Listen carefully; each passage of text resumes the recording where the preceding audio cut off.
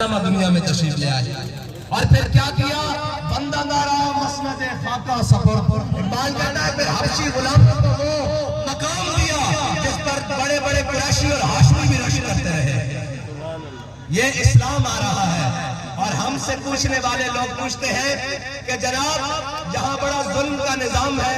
یہاں بڑے بڑے خان اور وڈیرے ہیں، یہاں بڑی بڑی قوموں کے سردار ہیں، یہاں بڑے بڑے جناب وہ لوگ ہیں، اسٹیبلشمنٹ ہے، بیوروکریسی ہے، بڑے بڑے وہ جناب فنے خان ہیں، آپ لوگ کیا کریں گے؟ اگر اقتدار آپ کے پاس آ بھی گیا تو آپ کیا کریں گے؟ میں نے کہا اسلام کو تخت پر آنے دو، پھر ہم تمہیں بتائیں گے کہ ہم کیا کرتے ہیں۔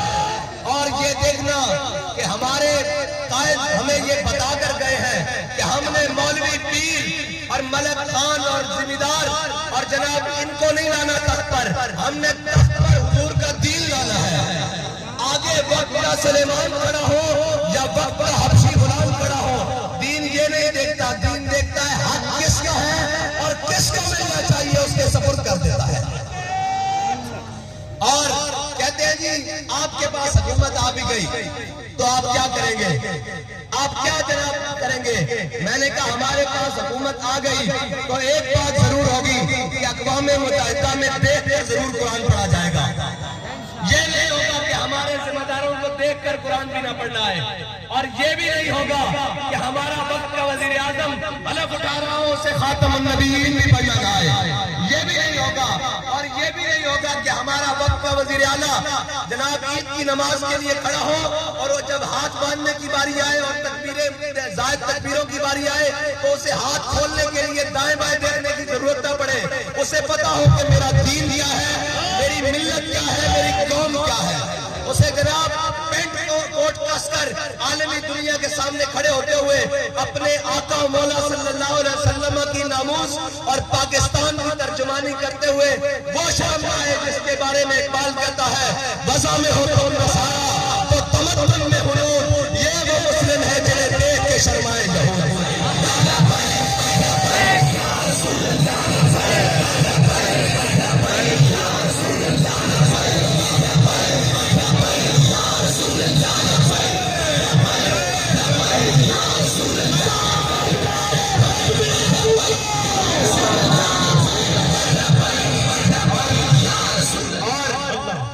یہ بھی نہیں کہ ہم ان کے سامنے کشکول لے کر ساری عمر کھڑے رہے۔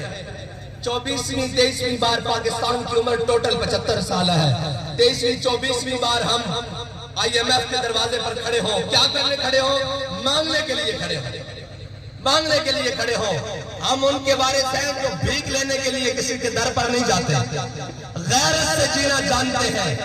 ہاں جو قومیں عیاشی اور بدماشی اور فحاشی کے اندر مبتلا ہو جائے وہ قومیں غیرت کے ساتھ نہیں جی سکتی۔ جن کے بڑے جناب اپنی عیاشیوں کے لیے IMF کے دروازے پر ان قوموں کو پیش کرائے، پھر ان قوموں کی بیٹیاں لائن میں لگ کر آٹے کے تھیلے خریدتی ہیں، ان قوموں کی بیٹیاں اپنی بچے اٹھا کر نہروں میں چھلانے مارتی ہیں۔ اگر اس وقت کا حاکم رات کو اٹھ کر اپنی رعایا کی خبر لے تو پھر اسلام تخت پر ہو، دین تخت پر ہو تو پھر وہ عمر کے کاندھے کے اوپر راشن لدوا کر غریبوں کے دروازے پر پہنچا دیتا ہے۔ جہاں راشن کی لائنوں میں لگی ہماری خواتین، ہماری مائیں بہنیں جناب راشن کی لائنوں میں لگی، پیسے اٹھائے بے ہوش ہو کر گر پڑتی ہیں، اور وہاں دیکھو اسلام تخت پر ہے، عمر کے کاندھے پر راشن لدوا کر روتے بچوں کے گھر میں پہنچاتا ہے۔ اور کہتے ہیں کہ آئے گا کیسے؟ میں نے کہا میں تمہیں بتاتا ہوں۔ کہتے ہیں ہم اسلام کا کیا بتائیں؟ میں نے کہا تم نے اسلام پڑھا ہی نہیں ہے، تم نے اسلام دیکھا ہی نہیں ہے، تم نے جناب وہ رنگ برنگے مولوی رکھے ہوئے ہیں جو تم سے نذرانے لے کر اس دروازے سے باہر نکل جاتے ہیں، تمہارا واسطہ کسی صحیح بندوں سے پڑھا ہی نہیں ہے۔ ہاں تو ہٹا پالا کسی چاچے بندے نہ پیا ہی نہیں، اسی سارے جناب اپنے گھٹر گھومانے کہ اپنے خوشامدی مولوی درباری رکھے ہوئے اسی تو جناب بڑے نے